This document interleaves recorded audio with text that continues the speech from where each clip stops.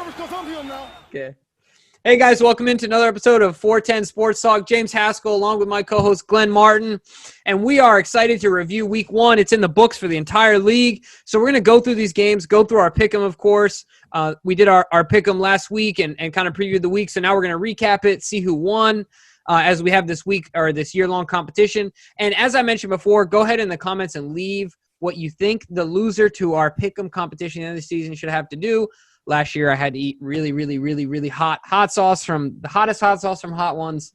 So it was brutal. Hopefully this year I don't lose. Now, I love the comment we got. They said the loser should shave his mustache. And then, to be honest, the winner should too. And I thought that was hilarious. Shout out, but mine's still here, okay? All right? That's because you won. Yeah, well, that too, yes. So, and then really quickly before we jump into these games, make sure to hit the subscribe button. Take 2 seconds, hit it, turn on the notifications, leave us a like. And then if you want to interact more with us, go ahead and check out our Patreon, see how you can do that. We've got some really cool options for you there. And let's get rolling without any further ado. Let's get into that first week. Yeah, let's get into that first game of the year. Everyone was long awaiting, and one of the few games we'll see with fans, at least in the initial part of the season. Yeah. But the Chiefs come away with the unsurprising victory, 34-20. But the one thing I'll say about this game that as a Ravens fan, you'll see behind me that scares me is, man, the Chiefs found themselves a running back. And we knew about him as we did our draft shows going up to the draft. We both said how much we like Clyde Edwards-Helaire. I remember watching him at LSU. The thing is, we haven't even seen his full potential yet. They haven't even unleashed him on the passing game yet. But still, 25 carries, 138 yards, and a touchdown in his NFL debut. Man, that offense got better. Yeah, I think the most important thing about his game, more than the stats, was what you saw on the field. Like, the moves that he made are just difficult, if not impossible, in the open field for defenders to defend.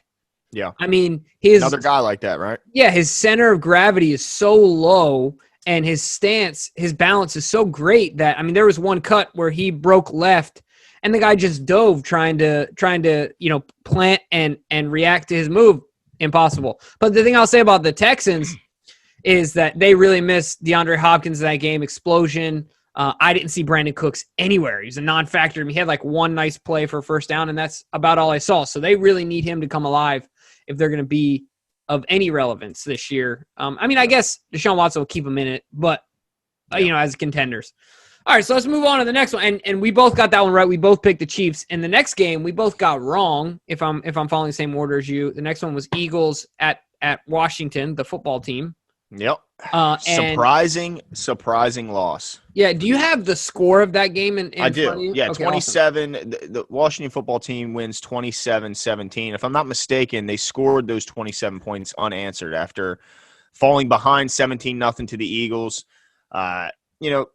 Just a shocking loss. Now, I know a lot of people are on the Washington football team now. They're jumping on the bandwagon. I'm still not. I think this is more a reflection on the offense of the Eagles and just their lack of ability to protect Carson Wentz. When you look at all the injuries they had, it's not necessarily their fault. When you see Brandon Brooks go down, I'm blanking on the name of their left tackle go down. It's just unbelievable how they just can't seem to – the rash of injuries that this team goes through is unbelievable. They can't seem to keep weapons around Carson, and they can't seem to keep some protection in front of him. But as far as the Washington football team, I'm not buying into their offense yet at all. I'm not buying into Haskins yet. I got to see more out of them. But that front four they got on defense is fierce, and it's gonna be something that I think can keep them in the games. Yeah, I'll tell you what – aside from all that, the most inspirational thing about that game is Ron Rivera getting an IV at halftime, planned IV so he can get back out there. Guy has cancer. He's out there working his butt off, doing what he loves. Got to commend a guy like that, leading by example. And I agree with you as far as the Eagles go. That game was more about a bad Eagles team. Coach Peterson, stop doing post-practice ice cream. Stop it. Is that Maybe right? The team needs to be in a little bit better shape. Oh, Just saying. All right. So I'm not sure how much that played a part, but hey, look, never know. The injuries are terrible, and they have been since Peterson took over. So okay, all right, fair enough. Strength and condition is a part of the game. So let's move on to the next one. Patriots put the hurt on the Miami Dolphins. Ravens style. Cam Newton rushed for 2 touchdowns. What was the final score of that one? 21-11 in a game that kind of, I guess, it just shows the ability of that coaching staff to reinvent themselves depending on their personnel. So you got to give them credit. Credit is where credit's due, and that was impressive. I mean, they took a completely different approach to offensive football this year, obviously with obvious reasons, going from Brady to Cam. But it looked good in the first game. They got a lot of running backs there. I'm not sure of the talent. I think more volume than talent there. But they could certainly make some teams have a tough matchup against them with this new type of offense of just pound them, and run some play action off of it. Yeah, it's going to be interesting because just like when Lamar came into the league, I wouldn't say the same now, but that first year when Lamar came in and played those last 7 games is more of what it makes me think of. And the best thing that they can do is keep their defense off the field, keep the other team's offense off the field when they're playing these high-powered offenses. Not that they have any of those in their division, but as far as being a contender once again. So, but Cam got 15 carries. Yeah. What do you think about sustainability of that before we move on to the next game? Well, I think it's that's going to be the interesting part because while people scream out, sustainability to Lamar, Lamar is a much different runner than Cam. Cam's more of a bruising running back. He's the guy that takes on the contact because he's typically the bigger guy in the one-on-one matchup there. Whereas Lamar makes you miss and kind of minimizes contact where he can. So that's the question. He's a lot older. He's coming off shoulder injury. So, yeah, he's one hit away. But at the same time, if he can stay healthy, they definitely present a matchup problem and a team that's just, like the Ravens, kind of going a different direction, kind of going outside the box and a little away from the norm. But I want to ask you one quick question. How long is Ryan Fitzpatrick, the starter? He had 3 picks yesterday, no touchdowns. Is Tua going to be starting pretty soon? Tua Tagovailoa. Yeah, I mean, I wanted to show off that you could say his name because I skipped it. Yes. All right, you think you're better than me. All right. So I'd say week 5. I think, by like mid-October, I guess would be week 5 around there, beginning of October. Yeah, I mean, I don't see it being very long. I think that he'll come in before who's the kid out of Oregon? I guess I Herbert? should. Yeah, Herbert. I wanted to say Sherbert.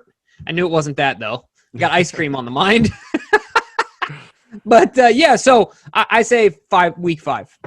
Okay, all right, fair enough. Well, let's move on to the next one. I have Minnesota hosting the Green Bay Packers, and the Packers come away with the win 43-34. Excuse me, in a game that I think a lot of people were, well, not a lot, but some people were kind of thinking that maybe A-Rod was starting on the decline of his career with them bringing in Jordan Love with their first pick and kind of surprising fashion. But man, he kind of silenced some critics with this one, didn't he, Jimbo? Yeah, you can expect this all season. I knew as soon as this happened, you knew what was going to happen. Come on, this guy is ultra competitive. That's what I love about Aaron Rodgers because, okay, not that he didn't grow up with benefits, but in football, it's weird that, to me, the best pure passer, if I'm starting a league and they're all 24 years old, if I'm starting a team, I think I'm taking Aaron Rodgers over anyone. I just think he's an incredible quarterback. Mm-hmm. But he's always been doubted in some way, shape, or fashion,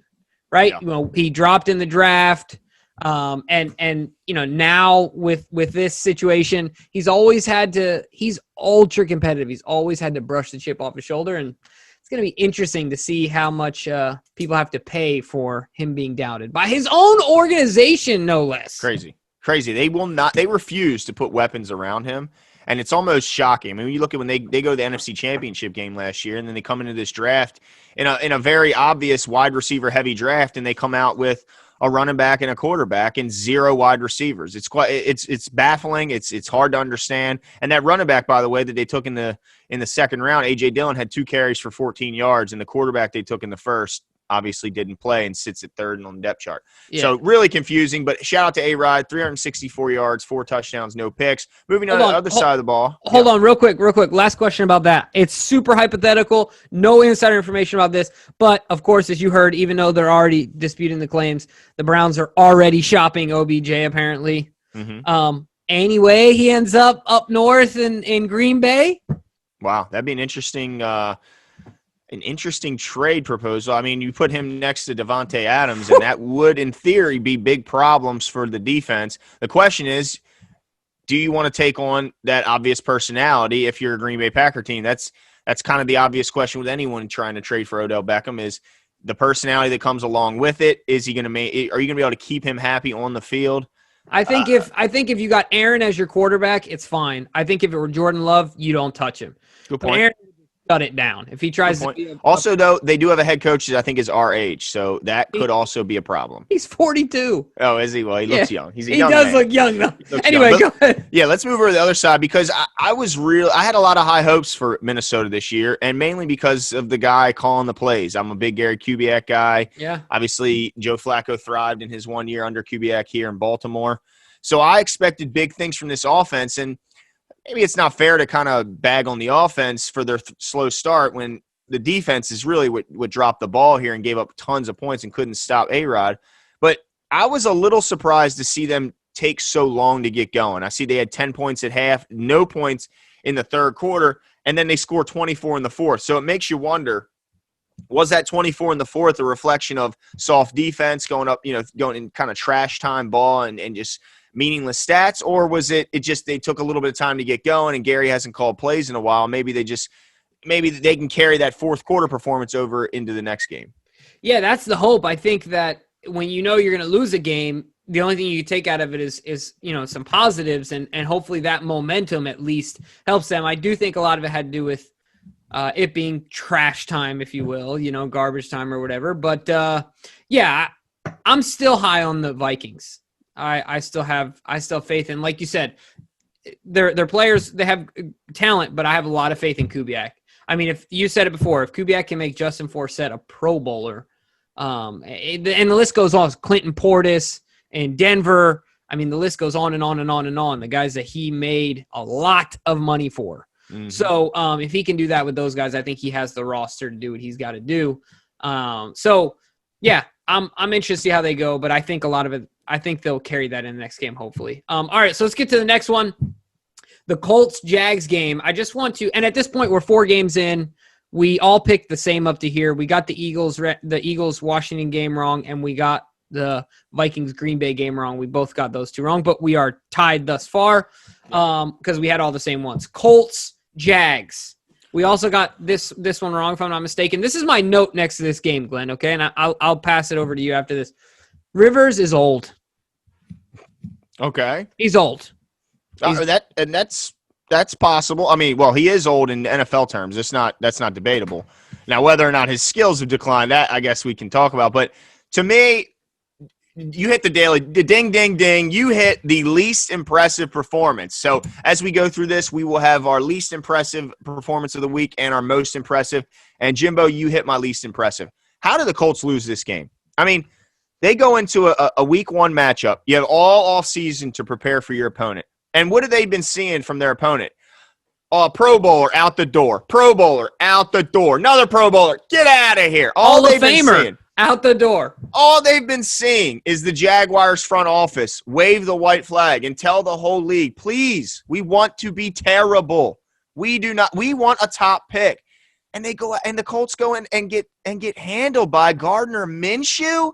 I mean, look, I'm not going to sit here and bag on Gardner Minshew. I think he's a good player, and I think he's making a case. He might be telling the Jags, look, I don't care if you get the number 1 pick. You're not taking Trevor Lawrence. You're trading out of that. You're accumulating picks, and you're getting the best player who's not a quarterback, and we're building a dynasty here. But that's what I'd be saying if I'm Gardner. Gardner Minshew had 1 incompletion. He threw 3 touchdowns. He went 19 of 20 for 173 yards. I mean, they've got to be absolutely embarrassed. There's no excuse. They talk about the Colts having, maybe the best offensive line in football. They got the veteran back there. They got a deep backfield, which obviously became a little bit thinner with Marlon Mack going down for the season with an Achilles. But they got all those receivers. They got T.Y. Hilton. They drafted USC Michael Pittman. How do you get beaten 27-20 to a team that wants to lose, Jimbo? Help me with this. Yeah, I hate to say it, man. But this just seems to follow Rivers around. Not that he's never won or, established a winning team, but he always comes up close, right? But it's always short. You know what I mean? And you feel bad for the guy because I don't think anybody wants it more, tries harder. Good guy, yeah. Yeah, great guy. But I don't know. It just seems to be a common denominator. I don't know how it happens, man. But we got that one wrong. And the next one we got wrong, too. Everyone got that wrong. Jeez, it whiz. And I don't know how the Lions continue to find new ways to lose. Oh, my goodness. The Lions lost to the Bears. What was the final score? 27-23. 23. My gosh, what else do they got to do? Look, I'll say one thing. They pulled the plug on Jim Caldwell really early, and oh geez, I always want to call him Sabathia. Patricia.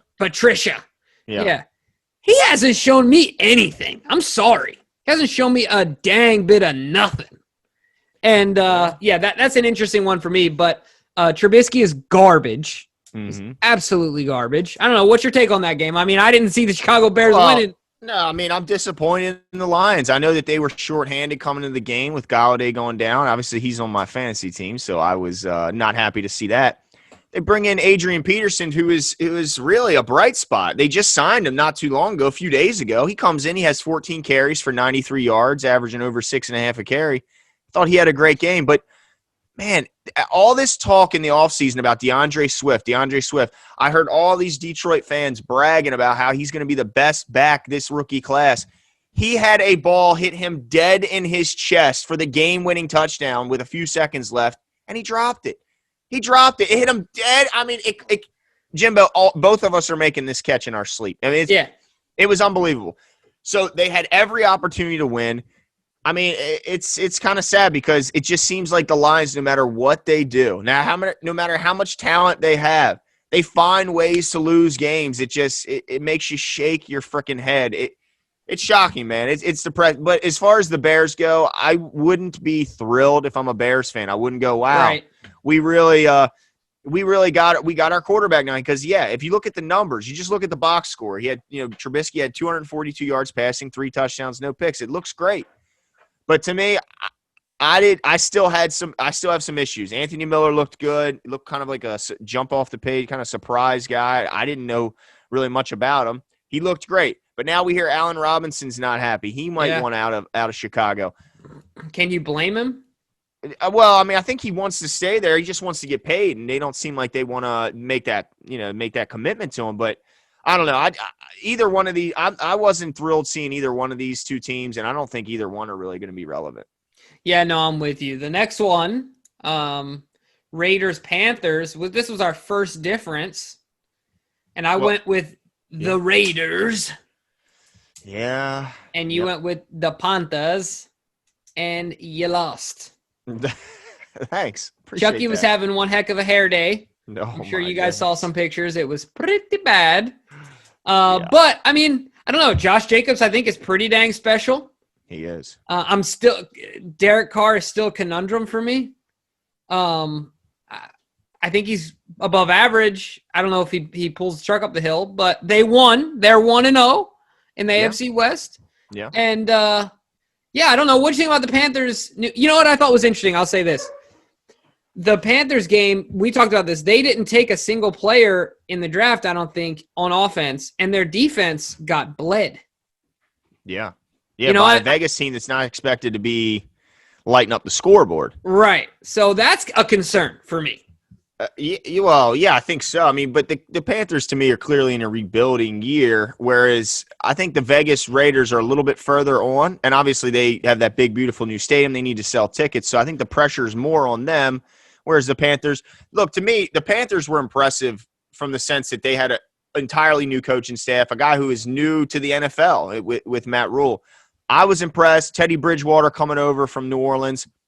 I'm not going to sit here and try and tell you I think Teddy Bridgewater is going to be competing for MVP anytime soon. But right. I think I'm happy to see after the injury that he's back and he's playing at least pretty well. He went 22 out of 34 for 270 yards, a touchdown, no picks. One thing I will say is I'm a little surprised in the lack of Christian McCaffrey in the passing game. He only ends up with 3 catches for 38 yards when he was an All-Pro as a slot receiver last year, as well as a running back.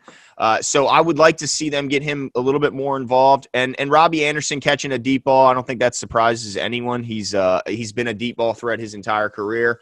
But if you take that, I don't know. I want to see more from DJ Moore. Obviously, he's a Terp. I'm from Maryland, so right. I love the Terps, and I want to see DJ Moore do more. He only had 4 catches for 54 yards in a year where a lot of people think he's going to break out. So I'd say positive results, even though they lost from Carolina because of the fact that it's a rebuild and they got a whole new staff. Josh Jacobs, to me, they committed to the run. He's got to be, although he had 3 touchdowns, 3 yards a carry, 3.5 yards a carry, he's got to get better. And last year he led the league in missed tackles forced despite only playing 13 games. So we know he's got it in him. But yeah, it's a pretty fun watch. Yeah, absolutely. The next one so it was the Bills against the wannabe Ravens of the North. They just pretty much pick up anyone that we cut. The New York Football Jets. Yeah. Who have probably become the new actual dumpster fire of the NFL, right? You think so? Well, I don't think that Gase.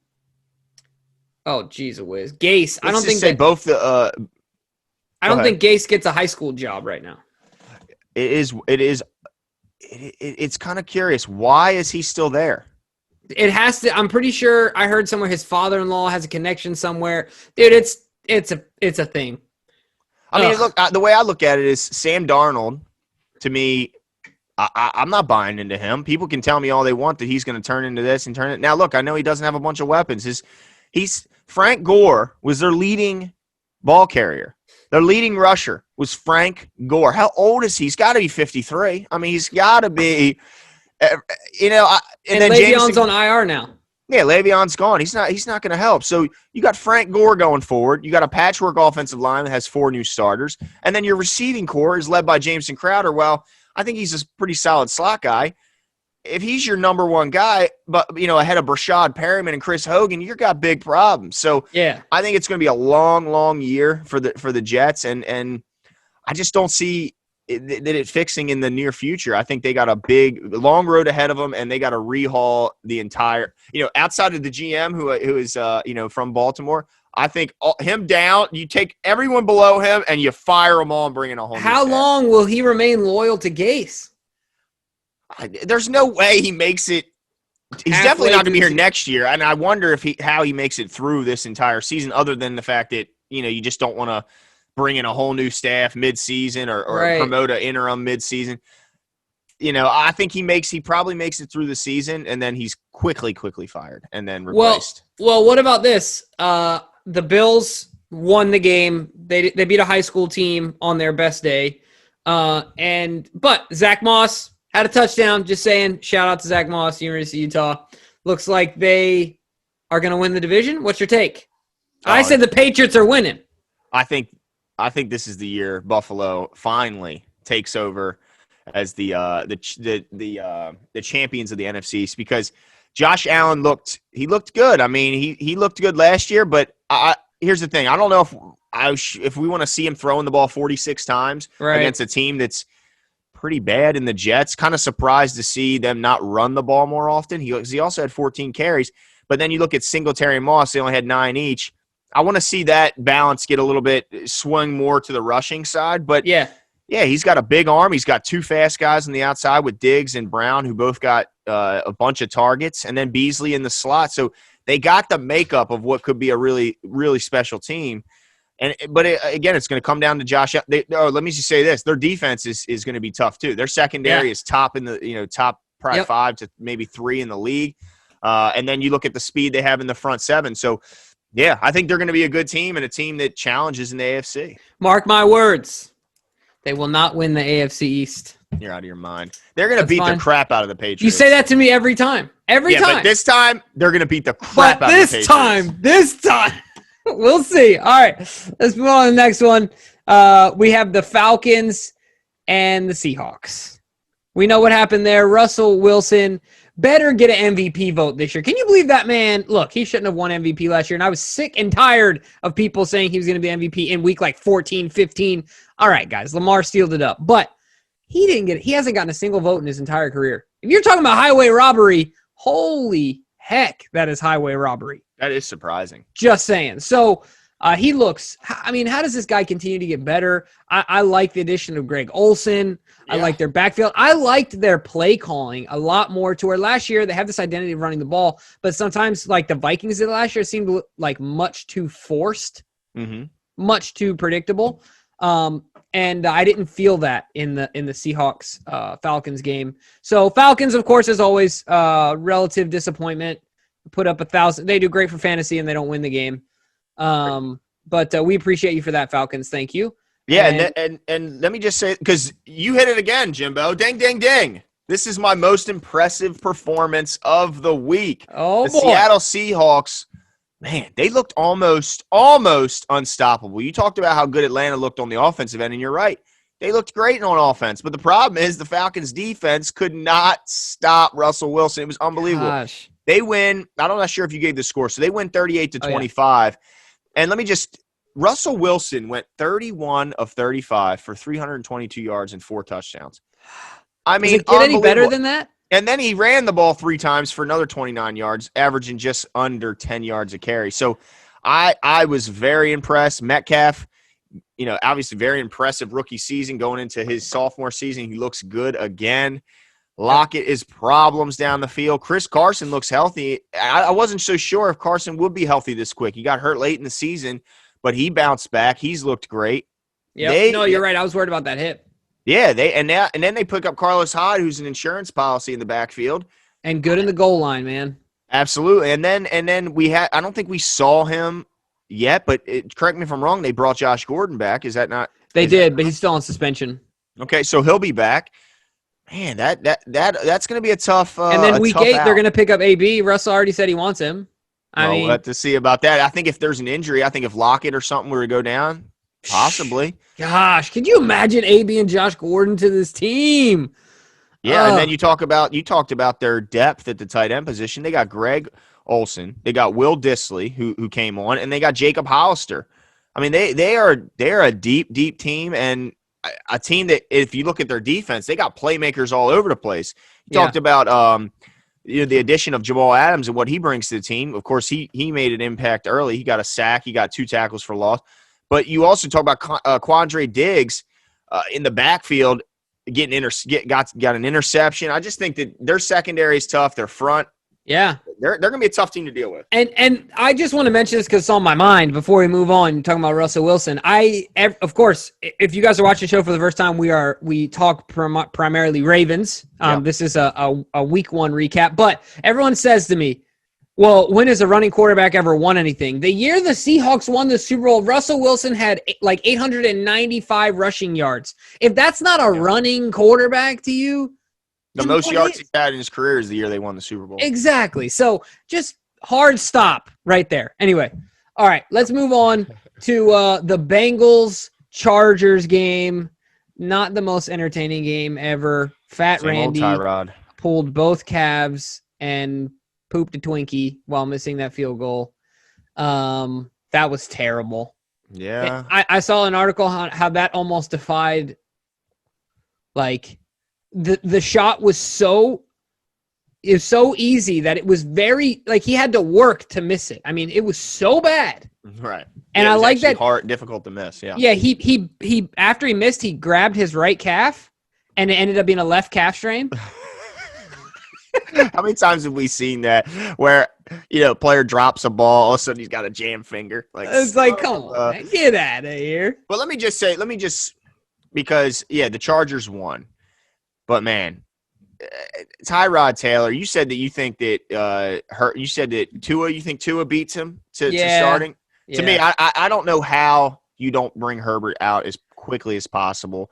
Tyrod Taylor, 16 of 30, 208 yards.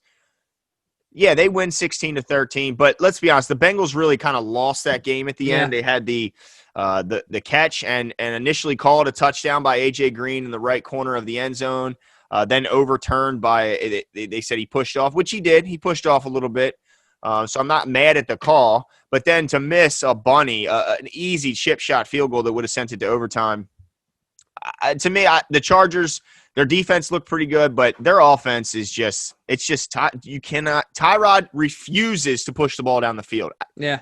You can beg him all you want. It doesn't matter. He will not push the ball on the field, and he just does not put up points. What were his rushing attempts? Tyrod's? Yeah. Let's see. He had 6 carries for 7 yards.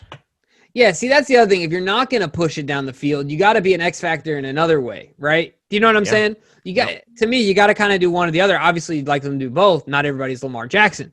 But I don't know. That's you signed Keenan Allen to all this money. Right. He ends up with 4 catches for 37 yards. You cannot with Tyrod Taylor at quarterback, Keenan Allen will never go over 1,000 yards. I just don't think he will. And I tell you what, if Mike Williams gets his bell rung again, I mean, every time that dude catches the ball, he gets lit up, man. Jesus. And then I see Austin Eckler have 1 catch. He was a receiving machine out of the backfield. Yeah. It's baffling. I don't understand why Tyrod keeps getting starts. I know he for some reason he's a fan favorite, but yeah, we're not. I'm not a Tyrod guy. Now the thing I'll say about Burrow, I know you're a Burrow guy. I liked that. Look, it's funny because I didn't really like him in college. I wasn't much of a believer. He reminded me a little bit of Baker and his bravado. You watch your mouth. But you're right. It doesn't compare because Joe Burrow I think he's a dog, and I'm concerned about him in the future. I think that Baker's all facade, but I think that Burrow's the real deal. I'm concerned about, them being a legit contender years down the road, not now. But I liked his competitiveness and his relative composure for his first game ever, no preseason. So that was good to see. Well, not good to see, but good to see at the same time. Cardinals, Niners. Ding, ding, ding, ding, ding. Most impressive team of the week for me, the Arizona Cardinals and Kyler Murray. You heard it here. I think he will be in the MVP running this year. Not saying he's going to win it, but I think he will be in the MVP running. Man, he's got another gear. The Cardinals look good. D-Hop is paid and happy. Career high, 14 receptions. They take down the former NFC champs, the 49ers. What do you think, man? Well, the first thing that jumped at me is, wow, they wanted to make sure everyone knew why they wanted DeAndre Hopkins, and they threw him the ball a million times. And why not, right? Of course. I mean, the guy's incredible. I was surprised to see Christian Kirk get kind of pushed aside, but, anyway. Such is life. Yeah, that's what happens when DeAndre Hopkins walks through the door. The one thing I will say about Kyler Murray, I thought he looked good. I think that the San Francisco 49ers seem to really struggle against that one type of player, and that is the mobile quarterbacks. It seems like Russell Wilson, Kyler Murray, Lamar Jackson, those are the kinds of guys that give that pass rush fits. And if you're not a statue in the pocket, that pass rush is relatively ineffective. It's insane because you see all the first-round talent they got in top 10 picks, but they just don't seem to be able to get to those guys that have some mobility. And, yeah, he's got it. I'll say this, Kenyon Drake, I thought he'd have a little bit more of an impact in the game. He didn't really factor that much into it, although they did try and give him a lot of carries. But, yeah, surprising. I mean, I tell you this, if you switch to the other side, the Niners I think are in trouble. And I think the reason they're in trouble is because their division around them is really, really good. Obviously, Arizona proved that they're good enough to beat them by doing it. Seattle, they won my best, looking at team of the week, so they're going to be tough. And then we'll talk later about the Rams and how they looked pretty darn good against the Cowboys, beating them. And we know about the hangover from Super Bowl losers. They typically don't make the playoffs the following year.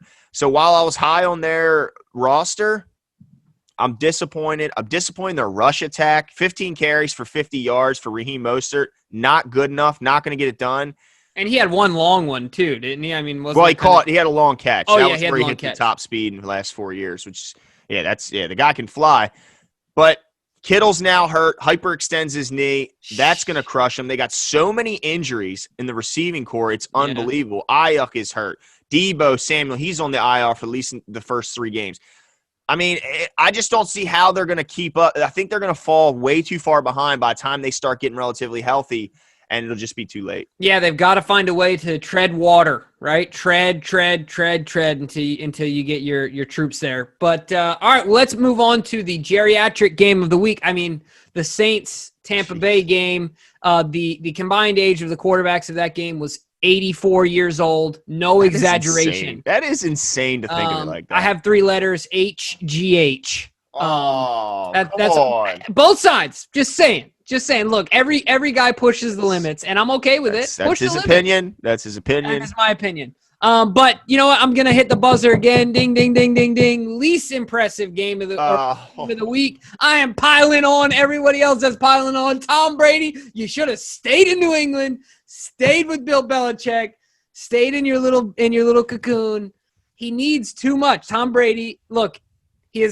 I realize that they're probably still going to be good. I don't think they're going to make the playoffs, and I'm sticking by that.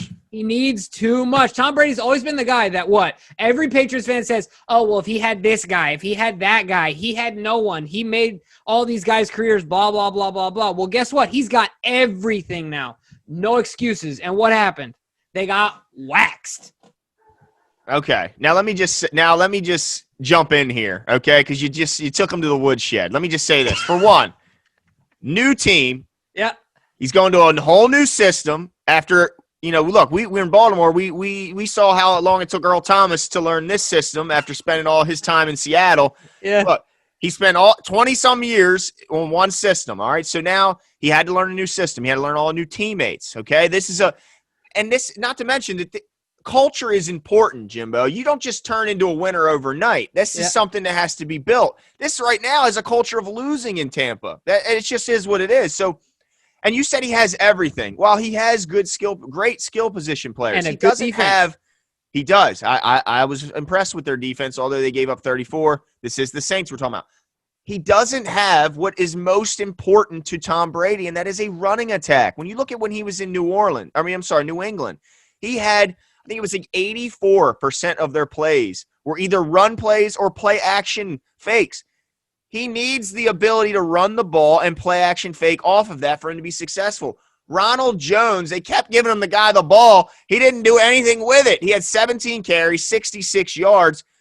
I mean, that's not going to get it done. Leonard Fournette just showed up. He got 5 carries for 5 yards.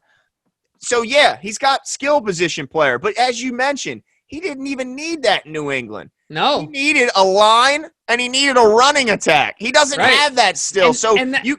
You can give him all those guys on the outside. That's great. But if he doesn't have time to get the ball down the field, he needs a running attack. He needs an offensive line. You're absolutely right. They built it outside in, not inside out. But that's not really through their fault because they didn't expect Tom Brady to drop into their laps. That's true. But look, this is equivalent to Jordan in D.C., all right?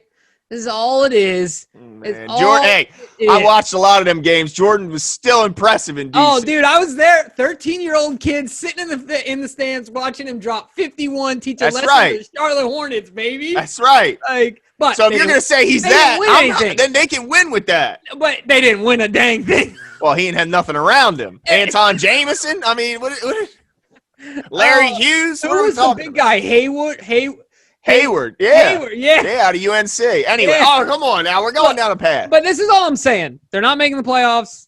I'm not a believer. Crazy.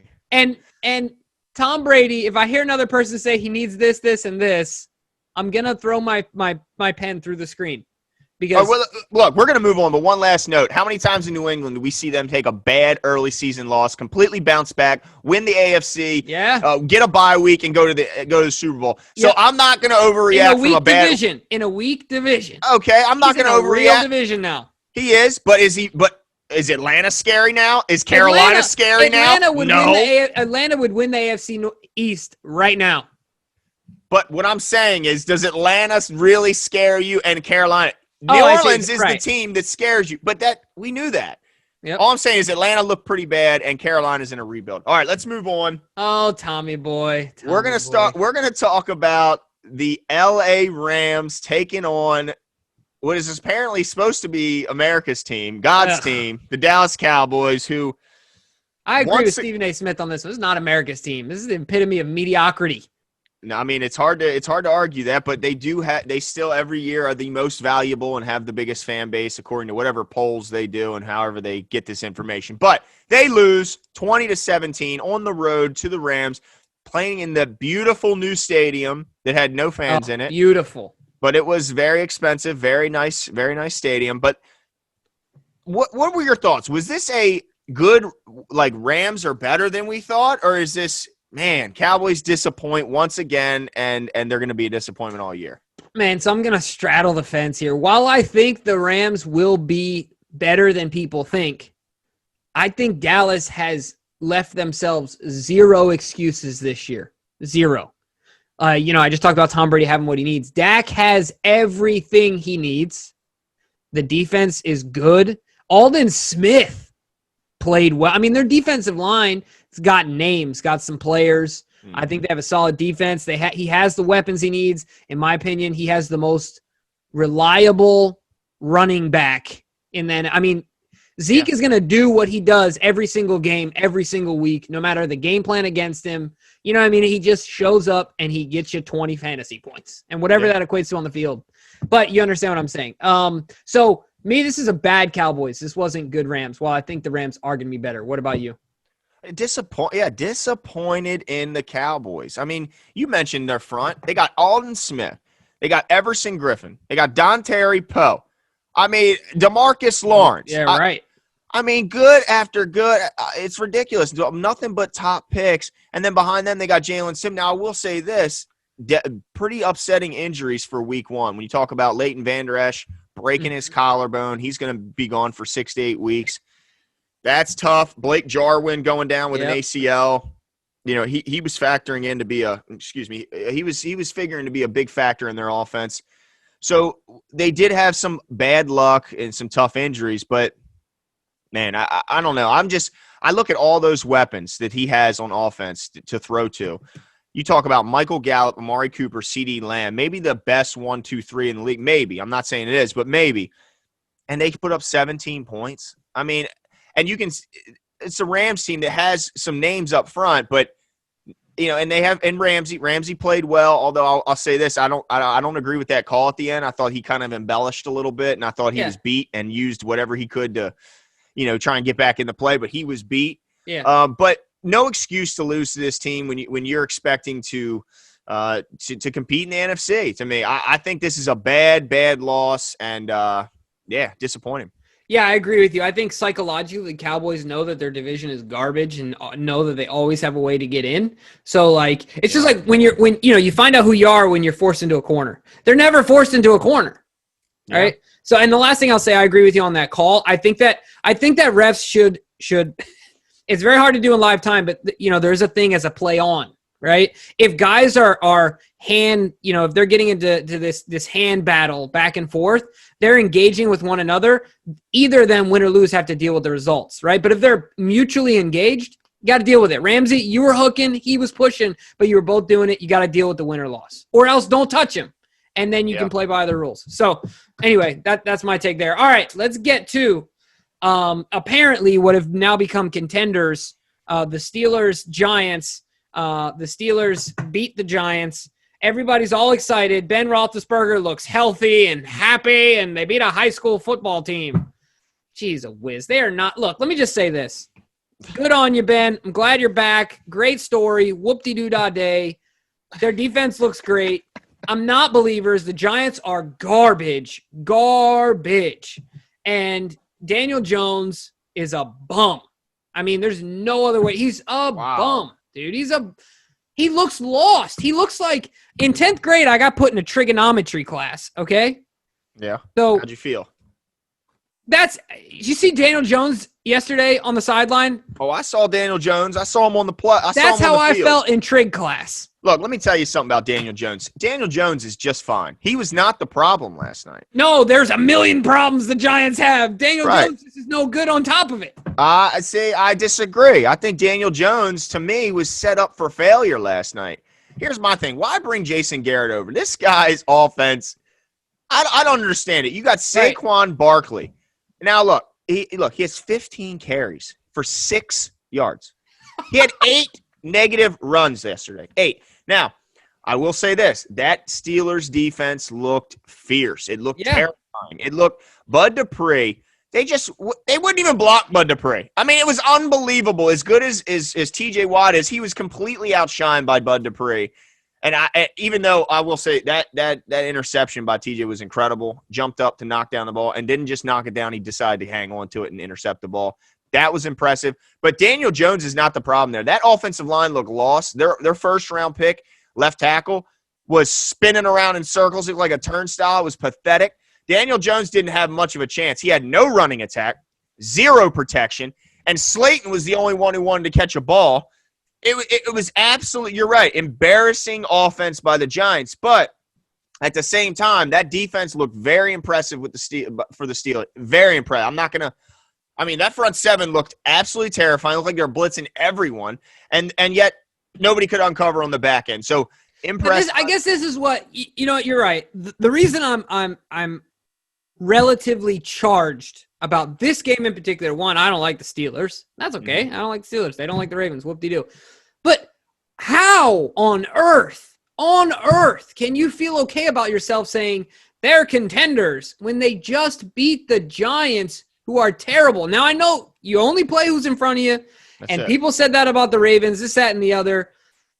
But when they go on a 14-game winning streak, heck, when they beat somebody that's worth beating, I'll take your argument. But I don't think you could say they could, I can see them absolutely getting in the playoffs, doing some other things based on their coaching staff. I have great respect for Tomlin. But saying the word contender, let's just pump the brakes for a second. It's week 1. Let's hold off. I don't know. That just kind of rubbed me wrong that the media was kind of pushing this contender narrative. I just think it's too soon for me, but that's just me.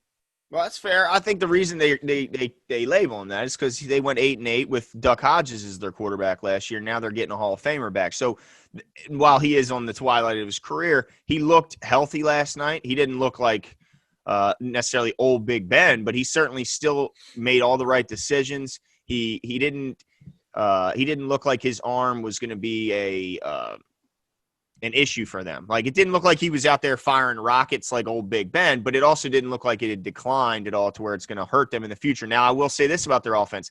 They don't have a run game still. And every old quarterback needs a run game. You just said it for Tom Brady and Phillip Rivers, all those guys. Yeah, you can tell me Benny Snell, he ended up with 19 carries, 113 yards, which was 5.9 a carry. Again, this is against the Giants, who at this point were starting to give – it looked like they were starting to kind of give in because Snell did the majority of his work in the second half after Connor went down. But if you look at the first quarter, when they were in the first and second quarter, when they were still competitive in New York, Pittsburgh could not run the ball. So, and I look at around the field when they told me about all their weapons. Deontay Johnson, he looked fast. He looked quick twitch. But he also looked like he couldn't catch the ball very well. He dropped the fumble. He had 10 targets, only coming with 6 balls. To me, he looked like he had the case of the drops. Chase Claypool had that great catch, but he had to do that. There's nothing surprising about Chase Claypool. We knew he was going to struggle to separate, but he could win some 50-50 balls. So we saw that last night. Yeah, he won that one 50-50 ball, impressive catch, but he was still double covered and didn't get open. So he's still going to struggle to get open. So when he plays a team like the Ravens, if you can't run the ball, you're not going to uncover against that crazy secondary. So I agree with you that the offense still doesn't scare me, but is it better than last year that when they went 8-8? Of course it's better than last year because Big Ben's there, and that defense looks like it's still just as good as it was last year. So, yes, they will compete. They will compete in the playoffs, but do I think they can beat the Chiefs or the Ravens? Absolutely not. Yeah. Fair enough. All right, so at this point, what are we at? At this point, you're up 2-1. Yeah, I'm up 2-1, and because you picked the Rams, I picked the Cowboys. Gosh, come on, boys. Why would I ever pick the Cowboys? I'm done. I'm not doing that for the rest of the season. They could play the Bengals. I'm picking the Cowboys. I'm picking the Bengals. Oh, we did not recap. Oh, we got to recap the Ravens game. Well, of course. You guys feel free to check out our recap episode, naturally. But, yes, the Ravens won. If you didn't know, you live under a rock. 38-6, correct? Yes. It was an absolute whooping in short order, and the Browns. You know what though? This is the other thing I'll say. just like I said about the Steelers, it's bad Giants, not good Steelers. Mm-hmm. I think it's good Ravens. I think the Browns are bad, but I think the Browns are gonna end up. I don't know about this, but I think the Browns are gonna have some good wins this year, and I think the Ravens are just extremely, extremely good. Yeah, I mean, if you're going to compare the Browns and the Giants, I think the Browns will certainly finish out with a better record than the Giants.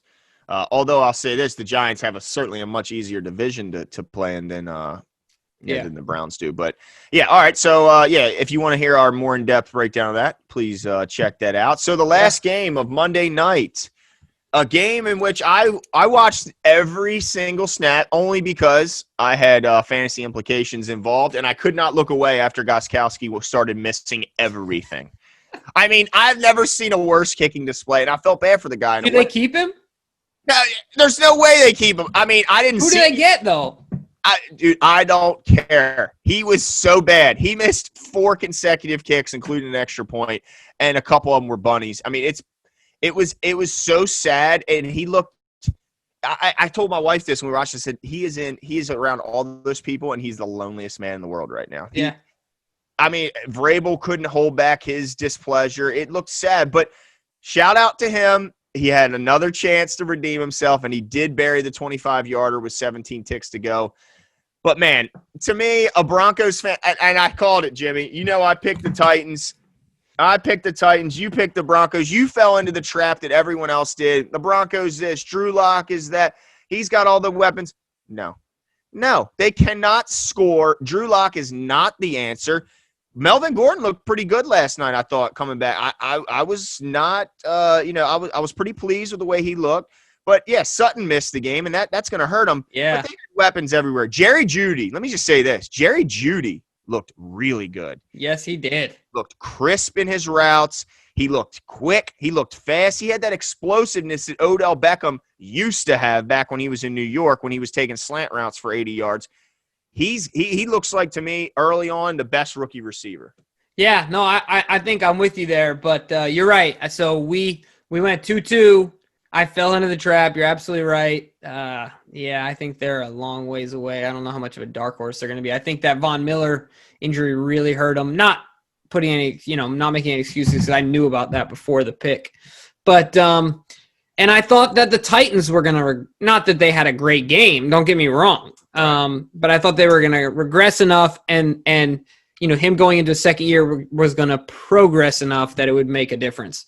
So we're tied at this point 2-2. So, of course, if you guys are new to the show, once again, with our pick'em, it comes down to the score of the Monday night game. This being the second Monday night game, we picked this game to have the score, and it's the total points. So my total points were 50. Yes, and mine were 43. So you were closer. Both not very good. But yeah.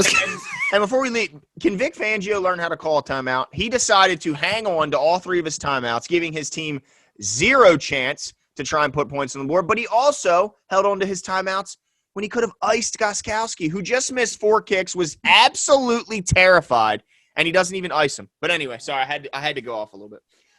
Well, you guys let us know what you think. We gave our least impressive teams, most impressive teams. This is our pick 'em and breakdown for the week. Let us know what your thoughts are. Leave a like. Go ahead and hit the subscribe button, and we will be back with more stuff soon. See you.